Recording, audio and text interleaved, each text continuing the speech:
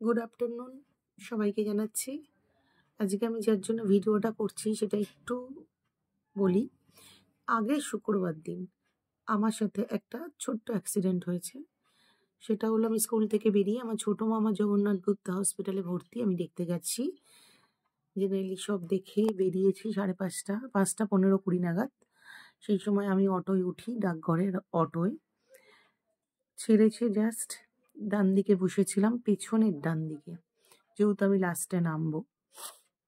উল্টো দিক থেকে একটা ছেলে, জানি না সে মদ্যপ অবস্থায় ছিল না কি কত তাড়া ছিল আমি ঠিক বুঝতে পারলাম না। সে অনেক দূর থেকে খুব রাফ ড্রাইভ করছিল। দূর থেকেই দেখতে পাচ্ছিলাম, বয়সটা খুব অল্প।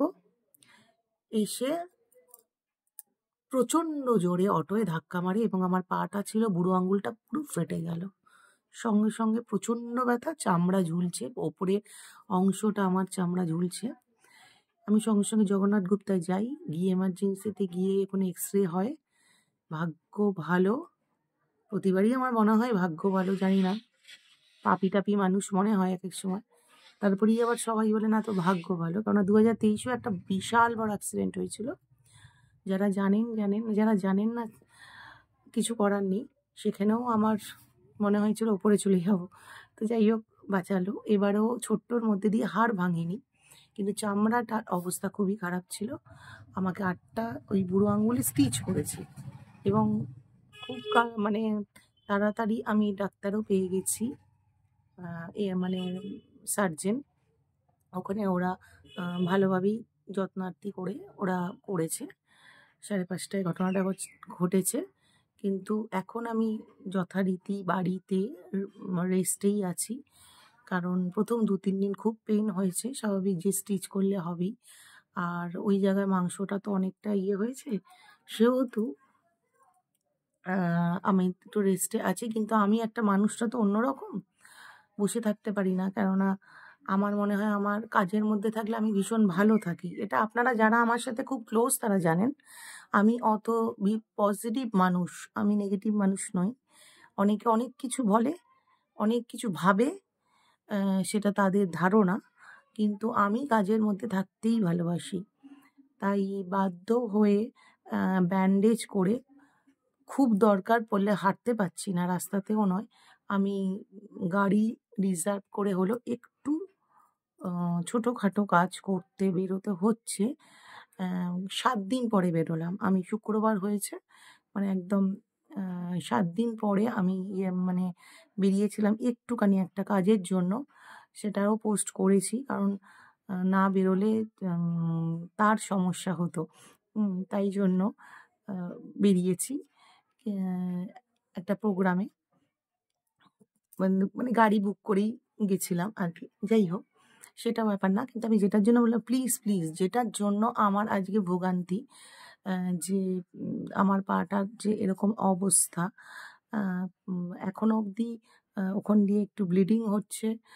আর অ্যান্টিবায়োটিক তো অলরেডি 3 ফাইল হচ্ছে, মানে 2 ফাইল কমপ্লিট। আর কবে যে সেলাই কাটবে আমি জানি না, এখনো অবধি কাঁচা। অলরেডি কালকে 10 দিন হচ্ছে, কিন্তু আরও 1 সপ্তাহ মনে হচ্ছে রাখতে হবে। কন্ডিশন এতটাই, কিন্তু আমি তো মনের জোর হারাই না, আমি হাঁটছি। ঘরের মধ্যে তো টুকটাক টুকটাক কাজ করছি। সেটা আমি আপনাদেরকে এই এতদিন কিন্তু আমি জানাইনি। একটু সুস্থ বোধ করছি, ভালো আছি, তাই একটু আপনাদেরকে শেয়ার করছি। এই কারণে যে প্লিজ, যারা বাচ্চাদের 20 বছর 21 বছর যাদের ছেলে মেয়ে, প্রত্যেকের তো কিছু আছেই, প্লিজ এই স্কুটার বা এই বাইক, এইগুলো একটু বুঝে শুনে দেবেন, যে তারা ঠিকঠাক চালাতে পারছে কিনা, বা তারা রাস্তায় বেরোনোর মতো অবস্থা কিনা। আমি জানি না ওই ছেলেটার লাইসেন্সও আছে কিনা, ধরতে পারা যায়নি, চলে গেছে। আপনার ছেলেটাও তো প্রাণ চলে যেতে পারতো, এটাই একটা বড় কথা। তার জন্য অন্যের জীবনটাও প্রাণহানি হওয়ার একটা সম্ভাবনা থাকে। আমার হয়নি সেটা আলাদা কথা, কিন্তু অন্য কারোরও তো হতে পারে, বা আমারই বা পরের বার হলো না এরকম দ্বারা। সেই জন্য দয়া করে ছেলে মেয়েদের বাইক দেওয়ার আগে একটু ভাববেন, যে অন্যের যাচ্ছে বলে আমার যাচ্ছে না, আমার কিছু হচ্ছে না, এটা এই আনন্দবোধটা হওয়াটা তো ঠিক নয়। হতেও পারে, আপনার বাড়িতেও হতে পারে। বারবার তো আমাকে ওপরওয়ালা বাঁচাবে না, এটা তো হয় না। ওপরওয়ালা ভরসায় বেঁচে আছি, জানি না কপালে আর কি কি আছে, কিন্তু তার ভুলের মাসুল আমাকে আজকে গুনতে হচ্ছে। আমাকে তো প্রচুর কষ্ট পেতে হয়েছে, সেটাই আপনাদেরকে একটু আমার ভিডিওর মাধ্যমে জাস্ট বার্তা দিলাম যে নিজের ছেলে মেয়েকে ভালোবাসলে একটু ঠিকঠাক, আমার মনে হয় এত ছোট বয়সে বাইক দেওয়াটা, জানি না, এবার আপনাদের বক্তব্য, আপনাদের মতামত, আপনারা আমার থেকে ভালো বোঝেন, আমি তো অত বুঝি না, কিন্তু কষ্টটা আমার হলো। পায়ের অবস্থা ভীষণ ভীষণ খারাপ, আপনাদেরকে আমি দেখাচ্ছি একটু।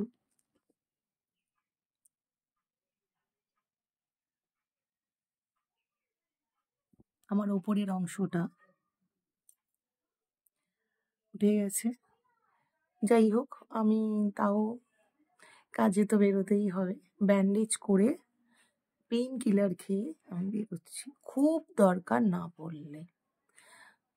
ভালো থাকবেন আপনারা। আর রাস্তায় বেরোতে এখনো আমার একটু ভয় লাগছে, একটু আতঙ্ক বোধ হচ্ছে। টাটা।